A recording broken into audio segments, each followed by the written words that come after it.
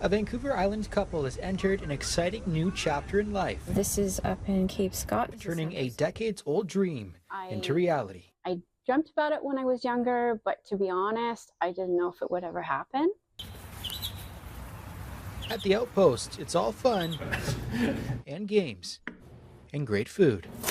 Everyone's stoked that there's something else to do in Langford. The family-run board game cafe opened last fall, offering something unique in the West Shore. There's an expansive food and drink menu and an even bigger selection of board games.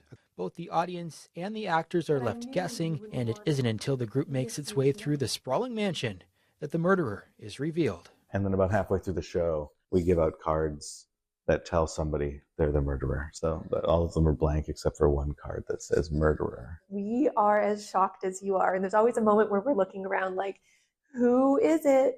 That's one of my favorite parts. It's a chance for the public to come out and explore this historic landmark in the heart of Victoria, while also playing witness to a murder. It's kind of like being in a movie.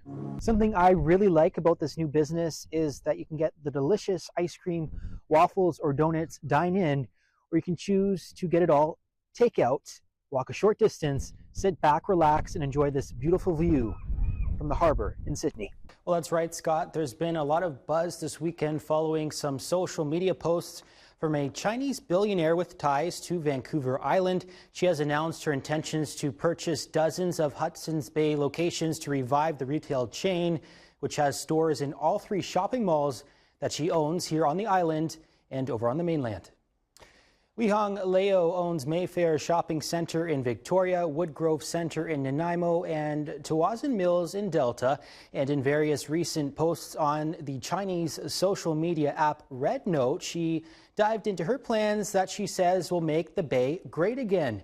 Scott, dozens of people gathered today steps from the scene of a fatal collision in downtown Victoria, where a cab driver suddenly lost his life and is now being remembered by family, friends, and those who worked with him.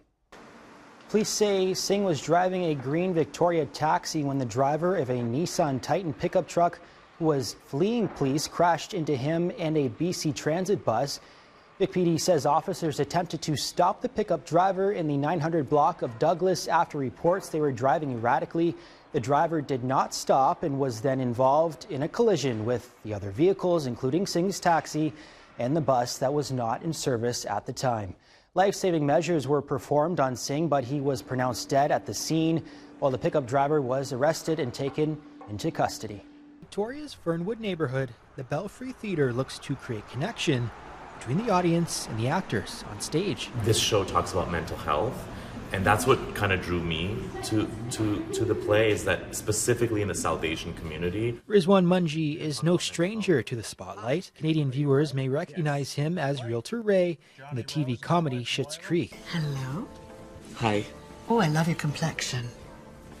So, But he was ready to return to theater, and this time in a more dramatic role. The Indigenous film community has been growing for the last 20 or 30 years, and now it's just exploding. So I think it's a good time to be Indigenous and a filmmaker at the same time. So it's something to celebrate, and what better place to do that than at the festival. It's such a diverse set of films, I think, that it's great to celebrate everything from, you know, the person you know down the street. Claire, I live next door.